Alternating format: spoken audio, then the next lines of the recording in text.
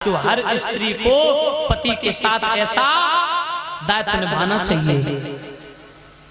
इन कथाओं से ये मतलब नहीं होता इस कान से सुनो इस कान से निकाल दो, अपने ऊपर उतारो कि एक पत्नी का पति के प्रति कैसा आचरण होना चाहिए, कैसा दायित्व होना चाहिए, पुत्र का पिता के प्रति कैसा दायित्व होना चाहिए, और एक पति का पत्नी के प्रति कैसा दायित्व होना चाहिए।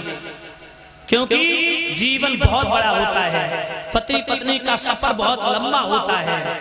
हर सुख दुख में पत्नी साथ दे वही धर्म पत्नी मानी जाती है, वही धर्म परायण स्त्री मानी जाती है। अगर पति के ऊपर परेशानी पत्नी छोड़ के मायके की तरफ, भक्तों समझ लेना वो सुलक्षणी नहीं है। याद रखना पति पत्नी का दायित्व, अगर पति पत्नी के विचार घर में एक होते हैं तो ये समझ लो कि उस घर में भगवान भी विराजमान होते हैं। वो घर स्वर्ग के समान होता है, स्वर्ग तुल्य होता है। और जिस घर में पति पत्नी के विचार ही नहीं मिलते वो घर नरक के समान होता है। याद रखना कितनी देवियां हैं जो सुबह उठ करके अपने अपने पतियों के पैर छूती हैं, जो चरण स्पर्श करती हैं। बताओ, हाथ खड़े करो। बहुत सुंदर, बहुत सुंदर। दो ही तीन हाथ उठे, शायद शर्मा रही हो की बात। ऊपर हाथ करो, कितनी है जो पैर छूती हैं।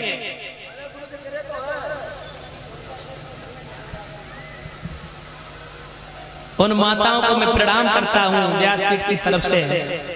खैर आज भी हमारी माताएं जो अपनी परंपरा को बखूबी चलाती चली आ रही हैं, क्योंकि भक्तों इसमें शर्म नहीं होती। माताओं बहनों बिल्कुल भी शर्म नहीं होती है। एक छोटी सी बात मैं आपको बताऊं। एक गांव में एक मंदिर था, मंदिर कुलदेवी। और सच बात तो ये है कि हिंदू धर्म में 33 करोड़ देवता, परीक्षित महाराज, लेकिन 33 करोड़ देवता की जगहों पर अब ज्यादातर देखा हो देवी देवता जिनका प्रमाण नहीं है वो ज्यादा निकल आते हैं। फलानी जगह फलानी देवी, बोतला देवी, कहीं फलानी देवी। तो कुल देवी थी गांव की, तो उन कुल देवी की पूजा करने के लिए सब गांव के लोग जाते थे। और सबसे बड़ी परंपरा थी कि कोई नई शादी होके आती थी तो नव दुल्हन कुल देवी की पूजा करने के बाद ही देहरी पर कदम रखती थी।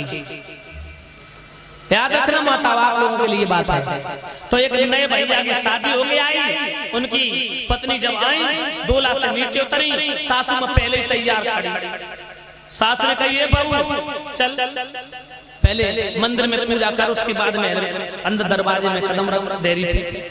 उसी समय बहू पीछे पीछे सासू मां आगे मंदिर में के पास में पहुंची तो परीक्षित महाराज क्या देखा माताओं, ध्यान दो माताओं इधर।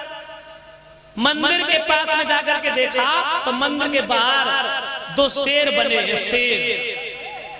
वो पत्थर के शेरों को देखा, बहू के होश उड़ गए, बोले सासू मां मैं मंदिर में कैसे जाऊं, अंदर शेर खा लेंगे। और बहू घबराए के भाजी पीछे को लौटी। सास कहने लगी पगली ठहर जा, अरे ये नकली शेर हैं, झूठ मूठ के शेर हैं, ये नहीं खाएंगे। बहू को तसल्ली हो गई। अंदर मां सासू मां आगे पीछे बहू। मंदिर के पास में जैसे ही भीतर प्रवेश हुई तो परीक्षित महाराज क्या देखा कि एक गाय एक बछड़ा। एक गाय पत्थर की बनी है, बछड़ा दुग्धपान कर रहा है। बछड़ा गऊ के स्तनों से लग करके दुग्धपान कर रहा है। बहू कहने लगी सासू मां नेक रुको, मैं छोटे वाले देवर को आवाज लगाए दे जो बाल्टी घर से मंगाए ले, गाय को दूध बछड़ा पी ले, खाम खाम निकाल ले, शाम को खीर ही बन जाए। बहू की बात सुन के सास कहने लगी हमें ऐसो मालूम पजा सर्रन बहू पल्ले पर मझिया ने मूड कटाए दो मेरे मोड़ा को, ऐसी सर्रन बहू दिलवाए दई कम से। अरे जो तो सर्रन है पागल है, अरे पगली ये गाय दूध दे नहीं सकती, न बछड़ा दूध पी सकता, ये तो कलाकारों की कलाकारी है। पत्थर की गाय है, बछड़ा भी पत्थर का, ये क्या दूध दे देगा, भला बछड़ा क्या दूध पी लेगा, क्या तू पागल हो गई? सासू मां मुझे नहीं मालूम है। आगे बढ़ी, कुल देवी की छोटी सी प्रतिमा बनी रहे। बहू ने कही मां कहाँ है कुल देवी, बोले जे कुल देवी है। माथा टेको और रसगुल्ला चढ़ा। बहू देख रही, बहुत देर तक देख रही कुल देवी को, और देखते ही देखते फिर सासू मां की तरफ देखो बहू ने, अब वो रसगुल्ला उठाओ सासू माँ के मुंह में ठूस दो।